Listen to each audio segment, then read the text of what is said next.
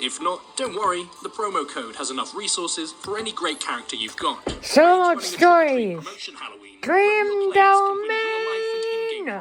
Including $1,000 Amazon gift Dream cards and some of Domination. the best Oh, epic Dream and Domination. legendary Halloween champions in Raid. So use my link, then head over to trickortreat.clarion.com, enter your details and claim your prize. This special event runs October 15th to November 5th. So use my link or scan the QR code right here to get a free starter pack worth almost $30, a free champion Vergis, and all this in-game loot.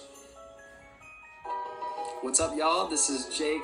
Check out my song Golden Hour on YouTube Music's The Hit List playlist, bringing you today's hottest hits. It was just two lovers sitting in the car, listening to Blonde, falling for each other. There's $30, a free champion Vergis, and all this in-game loot. We're then introduced to a group of friends, Danielle, Maria, Jeanette and Laurie, because you couldn't possibly have a Halloween-themed movie without a Laurie, as they're in a dressing room being perved on by a child, who proceeds to make this face at the sight of a woman's chest. Same dude. Speaking of a child, we see one of them walking down the street alone, destroying everyone's jack-o'-lanterns as he goes. This is what happens when your parents don't hit you enough. He goes to steal an entire bowl of candy to save the local children from cavities. You see, he's actually a nice guy. When all of a sudden, the owner of the house and school principal, Mr. Wilkins, appears. He gives the kid a candy bar, sits down next to him, and begins menacingly carving a pumpkin. I'm pretty sure that is what you would call a threat. Suddenly, the kid begins to cough and retch, before suddenly puking out what appears to be liquid chocolate, as if he's just created his own DIY chocolate fountain. I think he prefers his candy bars with a little less cyanide flavouring. The child passes out, and Mr. Wilkins gets up, drags him inside, and adds him to the collection. Isn't he a school principal? Hasn't he ever heard of don't mix your work life with your home life? Kill him at an abandoned warehouse like a normal person. After dragging him inside to save him from the dangers of the streets, There you go. retreats from his school knock on the door and ask if they can have his jack-o'-lantern for a competition. And as they leave, we see this little fellow with a potato sack on his head. I can't grabs go a get. tin. I don't Just know remember, you. even potatoes like chocolate. Mr. Wilkins drags the body outside and reveals an already pre-dug hole with a body in it, because I guess he really does have a collection. A collection of decomposing corpses in his yard that'll make great fertilizer for his plants. The neighbor's dog barks at him as he's filling the hole, so of course his rational and smart reaction to this is to sever one of the victim's fingers and throw it towards the dog. Because who cares about evidence anyway? He's forced to hide in the hole as his neighbor comes outside, when suddenly the boy wakes up. So after a few stomps to the skull and a good old-fashioned shovel bludgeoning, he fills the hole and plants a tree in its place, because trees are better than children. After walking inside and being terrified by his young son, he decides to take him downstairs to carve a jack-o'-lantern.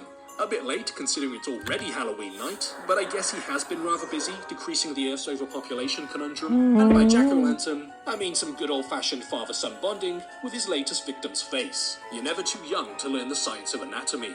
The kids collecting jack-o'-lanterns, Macy, Schrader, Chip and Sarah, come across a garden full of them, and Schrader asks Rhonda, the girl who lives there, and the girl who was just referred to as the idiot savant, if she'd like to tag along with them and bring some of her pumpkins. Ah, friendship.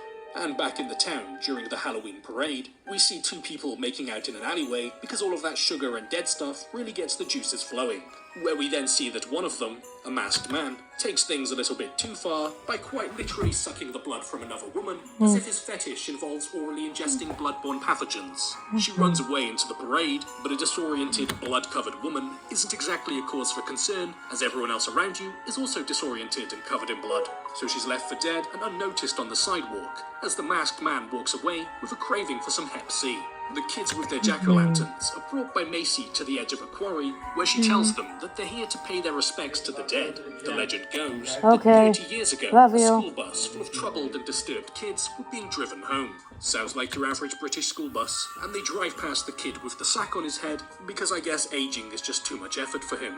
And we learn that the parents of these children weren't particularly fond of them, so they devised a plan to pay the bus driver to take them to the quarry and drive them over the edge. Talk about mummy issues. And as the driver was parked at the quarry ledge, being kind enough to hand out a single piece of candy before their short drop and sudden stop, one of the kids manages to get out of his restraints, and not really understanding the situation, attempted to drive the bus home. And home he went, if home was the bottom of a rock quarry, in the process, accidentally driving the bus over the ledge, with the driver still on board.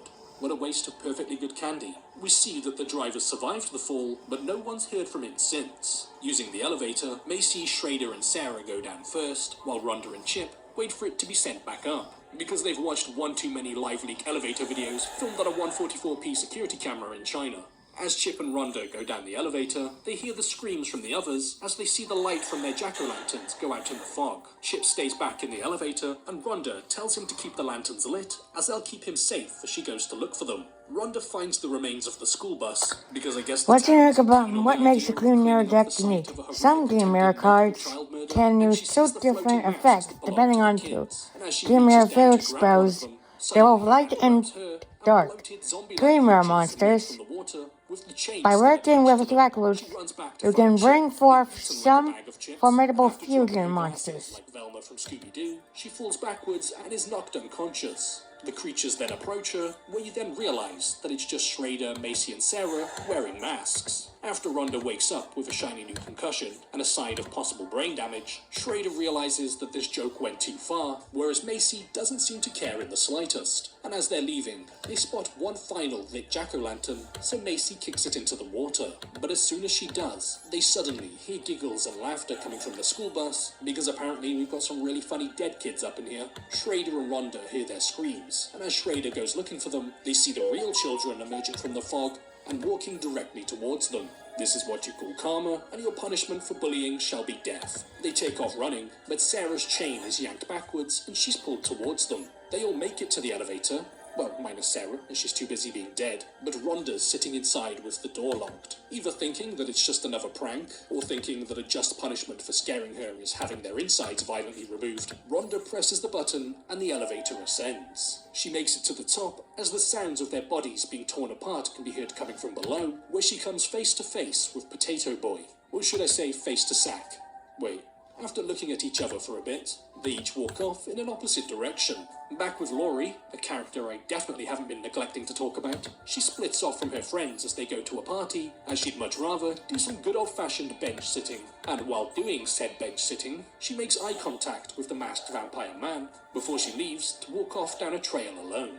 And when she turns around, she finds him standing right next to her. He holds her against the tree for the forbidden hickey, before it then cuts to her friends at the party, still waiting for Laurie to arrive. Suddenly, someone falls from the trees, dressed in the same red cloak as Laurie, but as they reveal the face, it's the masked vampire man, not Laurie. She then emerges from the trees with blood dripping down her neck and a stride in her walk that looks as if she just quite literally sucked the life out of someone. Maria then opens the man's mouth to remove his fake vampire teeth before taking off the mask to reveal that this Scooby-Doo villain is in fact Mr. Wilkins. And he would have gotten away with it too if it wasn't for him and his homicidal tendencies. He then turns to see multiple dead people on the floor bleeding from their necks, as Laurie gets on top of him and rips off his clothes, as everyone around him begins to reveal their true forms. Furries. They pull their own skin from their bodies with ease, to reveal that they've been werewolves cosplaying as humans this entire time. Except Laurie. She's a real vampire, and she plunges down and bites into his neck. All the while, we see the unattended child with a sack on his head, patiently waiting for the grown-ups to stop doing weird stuff so he can go home and watch SpongeBob. It then cuts to earlier in the night, as we see 3 children approach a house, and after knocking on the door opens to reveal something truly disgusting. Watch cable-free live TV in Spanish on a variety of top networks. Your favorite sports, movies, novellas, and more, with unlimited DVR space included. Act now and save $60 over your first 6 months. YouTube TV. Try it free. An old person, and a dog with light on his eyes that terrifies the children and sends them off running. And as they do run, we see that it's just Mr. Wilkins' neighbour and his little dog. After one of them dropped a bag of candy, the man sat down to eat some, but didn't like it, as he prefers his candy to come with a little more liver failure. Suddenly, someone throws an egg at his window, a hard-boiled egg apparently, as it somehow cracks it, so the old man grabs a baseball bat to teach these kids a lesson by paralysing them for life. He goes outside, and his dog is eating the finger thrown by Mr. Wilkins, and after he's done talking to Mr. Wilkins, he heads back inside to find his dog barking at the front door. The postman's out there, and he must die. He hears footsteps coming from upstairs, so grabs his shotgun in case he needs a sudden burst of light to see in the dark. A weird-shaped rat runs across his landing, followed by the yelp of his dog. So he heads up to the bedroom and is surprised to see something moving under the bed sheets. But not the good type of bedroom surprise. The bad kind that involves finding a toy skeleton hand and getting stabbed in the back of the leg as a jack-o'-lantern lights itself to reveal the words, "Trick or treat, give me something good to eat," written all over the room. He looks to see the potato sack boy emerge from the other end of the bed, where he then proceeds to show the man a half-eaten chocolate bar that absolutely terrifies him, as his cholesterol isn't doing so great. Or, you know, the razor sticking out of it might have had something to do with that. Which causes the man to grab the shotgun, which is absolutely the rational thing to do after spotting a toddler-sized person in your house wielding a tiny razor blade. But with the kid nowhere to be seen, the man takes off hobbling down the hall until he slips on a mix of candy, glass and razor blades, and he's sent flying down the stairs. He attempts to open the front door with glass lodged into his fingers, and we see something scurry across the ceiling and drop down onto him from above. After throwing the kid across the room for fun, the man's tackled to the floor and strangled. He pulls the sack from the kid's face to reveal that the kid is in fact not a kid, but E.T.'s long-lost, slightly more deformed brother. The creature bites into the man's leg, and with the man hating all child-sized things, shoots it across the house, leaving the insides of its pumpkin cranium all over the floor. And to be doubly sure, he shoots it 2 more times at point blank, because this man's watched enough horror movies to know. And as he goes to call the cops, the phone line is then pulled from the wall, because this creature's also watched enough horror movies to know, and the man is then stabbed in the leg by the rogue hand that was shot from the creature, as it then wakes up the creature by giving it a hand, and the man watches it as it wakes up from its double-barrel nap. It puts the mask back on and bites a chunk out of its lollipop. I don't think that's how you're supposed to eat them, and thrusts it down into the man, for it to then be stopped by the candy bar from before. The creature takes a bite of that delicious chocolatey goodness, turns around, and then walks out of the house. Typical child. Show up, make a mess, and take no responsibility. The camera then zooms into pictures being burnt in the fireplace to show the kids that were being driven off the quarry. The old man was the bus driver from 30 years ago. Later in the evening, 3 young girls knock on his door, and he gives them each a handful of candy, as apparently a run-in with a demonic pumpkin-head creature was enough to change his mind about Halloween. Too bad it's not enough to change the fact that he tried to murder children. And he watches as Rhonda walks past the creature with the sack, just as the movie loops back to where it began, with the couple returning home and committing the most egregious of sins, blowing out their jack-o'-lantern. So looking down at his half-eaten lollipop, the creature walks over to them, and the man enters his house, before hearing another knock on the door. He opens it, to find the walking, rotting corpses of the kids, as the movie then comes to an end, with him being turned into a comic, where he subsequently turned into a dead. Before we finish up, I just want to give a big thank you to all of my YouTube members and patrons, people who get access to the private Discord server, and access to all uncensored videos, who do a great deal of help for the channel by continuing to support it every month.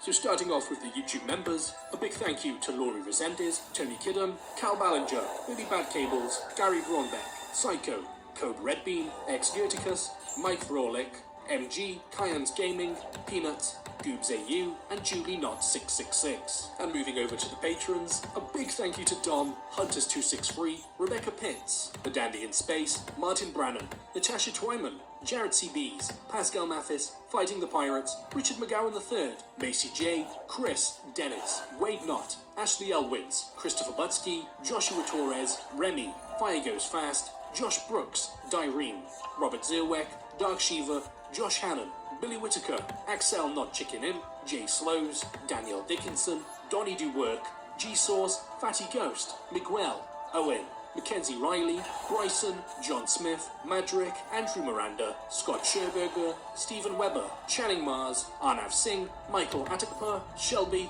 Benjamin Bronson, Ryan Trowbridge, Jan Nicholas Roher, Banklogs, Paul Bartlett, Reese Heinrich, Ride the Guy, Toast His Heart 1, and Nasdon.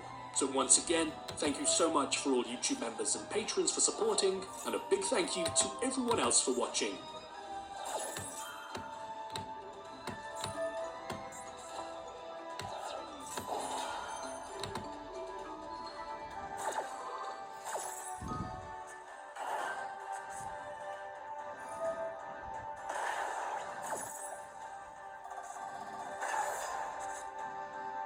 Burn. Again, burn.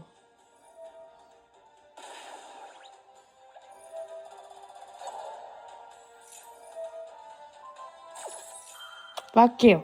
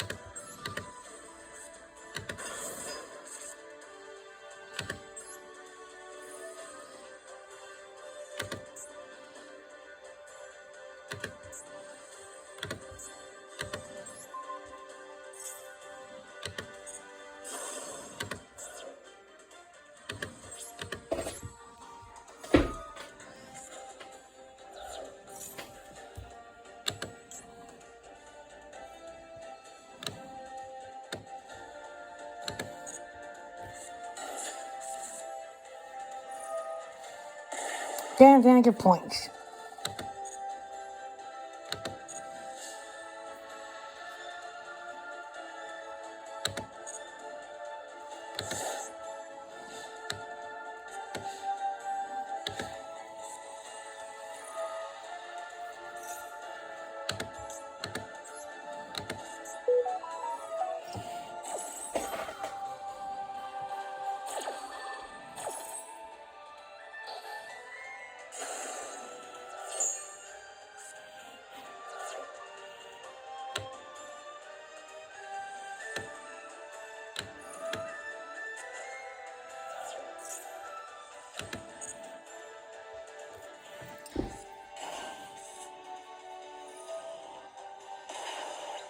Damn good points.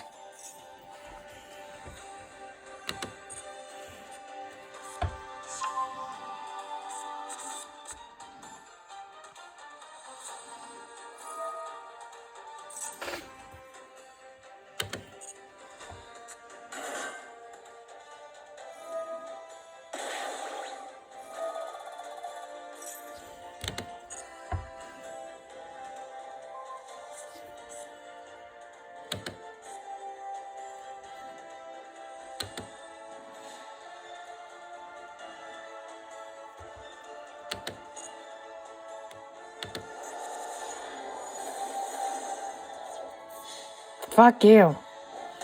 Hope you lost me in the mirror. Fuck you. Must be in the eye or something.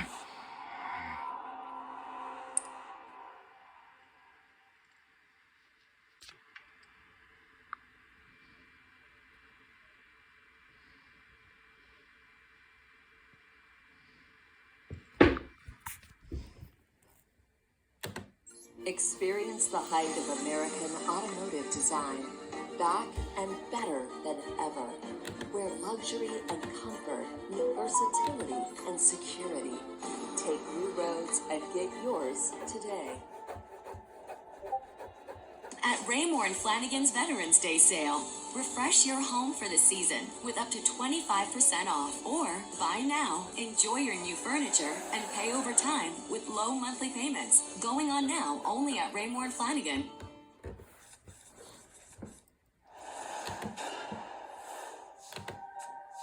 Psychic comes, and he too explains that many simple things like odd noises aren't necessarily supernatural. Katie again mentions that she has been going through this since before moving into this house, and her experience with her sister Christy as 8-year-olds, both remembering seeing a shadowy figure at the foot of their beds. They prayed for it to go away, and they thought it eventually did after a mysterious fire at their childhood home. She's been experiencing similar odd occurrence since a teen, with them ramping up again in the past few weeks. The psychic also realizes that this evil must be attached to Katie and not the house, and he can also feel its presence there, but becomes uncomfortable, warning that it is a malevolent force that he feels, not just a spirit, but a demon instead. Micah still isn't really buying into any of this ghost stuff, and even though the expert specifically said not to taunt the demon, he's like, hey, why not just use a Ouija board to try to chat with this guy? But Katie wisely knows that would be inviting the presence in, and obviously a very bad idea. And that night, the spirit first really makes its indication of being in the house. The door suddenly swinging closed on its own,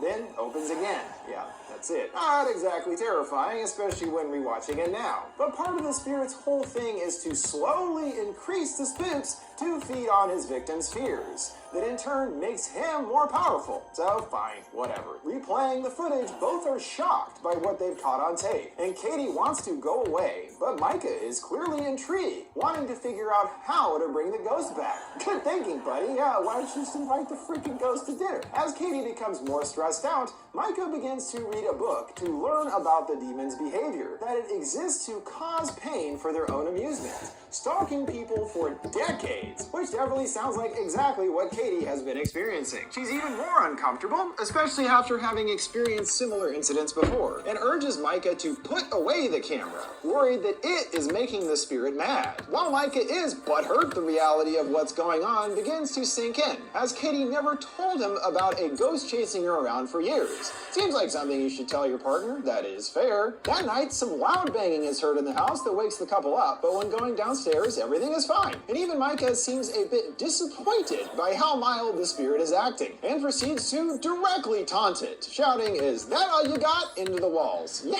that's probably a smart thing to do, taunt the angry demon. But it appears that he's still looking for real proof of what's haunting them. Going back through more footage, he hears a demonic growl on the audio, and believes that it wants to communicate with them, going out immediately to buy a Ouija board to do so. The others plead with him not to, and he's like, "Yeah, I totally promise I'm not gonna buy one. Wink, wink, ladies.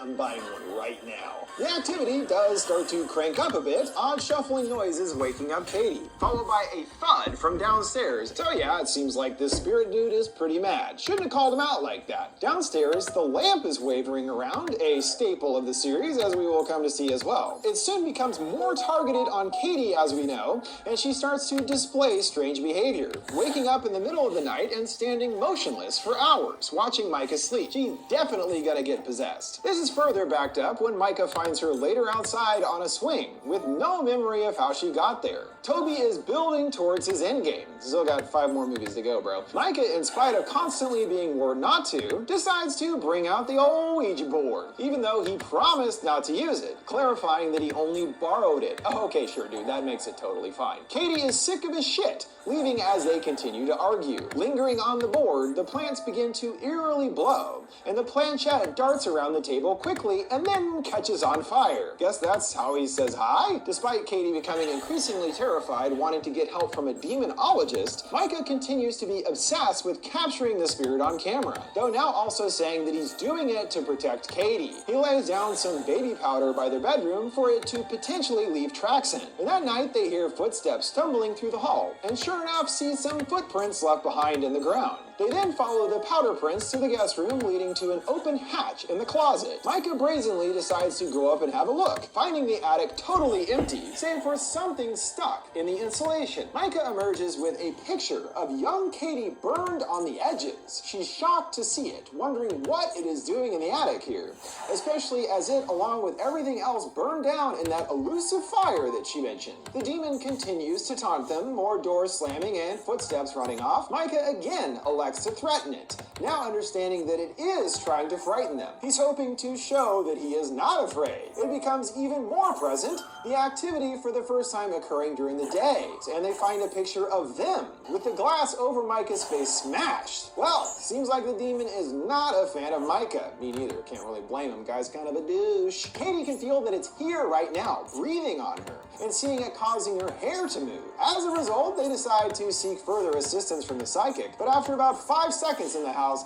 he's like, "This thing is aggravated and I am out of here," quickly escorting himself out. Katie is breaking down after all the spooks, but it refuses to relent. One night, moving under the sheets and ballooning them into the air, accompanied by a shadow quickly passing by the doorframe. Micah had vowed to do more research in a desperate bid for answers, and guess where he found it? A website. Another woman, Diane, which is possibly what was written on the planchette by the demon, had the same kind of things happen to her way back in the 1960s. Like her house burning down, unexplained shadows, the whole enchilada that sounds exactly like their situation. Based on the article, Diane did everything she could to be rid of the demon, but seems that it ultimately only made things worse. And when Katie asks about how she died, according to Micah, she was possessed. Ah, well, there you go. At this point, things have been completely broken down between the couple. Katie unable to even study or pretend to have a real life, without Micah invading with his camera and ridiculous plans. Her blaming him for what's going on, and he fires back that it was her that brought it here in the first place. Well, that is true, but guess what? You're still a dick. So yeah, it's obvious she's gonna get possessed for good by the spirit and everything, and it finally happens on night 20. A shadow passes by the door, and Katie is grabbed by the leg and dragged violently out of the room, slamming the door closed behind her. Micah is able to pull her away, Katie ready to leave right now, saying she can't stay another moment in the room, spotting a very sizable bite mark on her side. Yet oddly, the next morning she changes her stance, wanting to stay in the house, coldly declaring, "We'll be okay now," which sets us up for a quite eventful final night. Katie shoots up, calmly walking out of the bed, standing there as the sheet is pulled off Micah. She continues to stand motionless for a long while before sauntering out of the room. After a few seconds, she shrieks his name in absolute terror, Micah furiously running downstairs, hearing thuds and groans. What actually happened down there? Pretty obvious though, Demon Katie attacked Micah. We hear long thudding footsteps approaching, and Micah's body is launched at the camera. Katie is seen standing there with blood on her shirt. She then turns her attention to the camera, lunging at it. Rather than the sequel continuing with this plot line of a possessed murdering Katie, we next venture back in time a few months prior to the events at Micah and Katie's house. Down in Carlsbad, California, where Katie's sister and new mother is seeming to have some paranormal activity of her own. Bringing baby Hunter home, their nurse Martine calls him a special baby. Well, I'll say. And there's even a surprise visitor to meet her new nephew, Aunt Katie. Again, this is before the events of Paranormal 1, still making reference to her fate as being Hunter's evil aunt. Ha, nice foreshadowing. It's not until a bit later, until after returning from the trip, that anything odd happens. They find the house in complete disarray, assumedly the work of burglars, but nothing of value was taken. Although oddly, the only room that remained untouched from the destruction was baby Hunter's. The family on edge after the potential robbery attempt. What else is there to do but install a shitload of security cameras all around the house? That means night one is soon to follow. Here we go again, folks. But nothing much happens ghost-wise. Although their pupper seems strangely interested in the door to the basement. Dogs are always the first to know in horror movies. Something bad is definitely down in the basement. It seems Martine is also aware of bad spirits in the house, saying she's trying to get out the bad ones and keep the good ones. We're then given another blast from the past, Micah joining at Christie's, informing us this occurs 60 days before his grisly death. Here Christie is still on edge about the house being messed up, saying that it felt personal, and tries to bring up when they were little, but the subject is quickly changed before she elaborates. Already the spirit makes its intentions known. On night 3, Hunter is awake in his crib, looking like he's engaged with someone, making little goo-goo noises, but that's all we get for now. But the target is clear. Give me the baby! Yum, yum, yum, yum, yum, yum. As we move on to another day, the whole family is out, leaving Martine and Hunter on their own. She hears noises coming from the basement, then another thud. Hunter is starting to cry upstairs, then attempting to cleanse the house. She goes around it burning sage. His parents come home in the middle of their process and are upset, saying the sage is bad for the baby, but she maintains that she was just trying to help. Unfortunately, they don't understand and she gets sacked for doing this, continuing to warn them that something is wrong in the house, but Daniel isn't having it, coldly dismissing her, as we again see Hunter staring off at something past his mother and begins to get upset. He is later more frightened, woken up to Hunter crying. Christy staying with him until he falls asleep. Hearing something outside beckons her to the window, as behind her the door swings wider open. Still takes a while for Toby to turn up the heat on the family. On night 10, a pan falls down. Oh, that's it. Christy puts it back in place, staring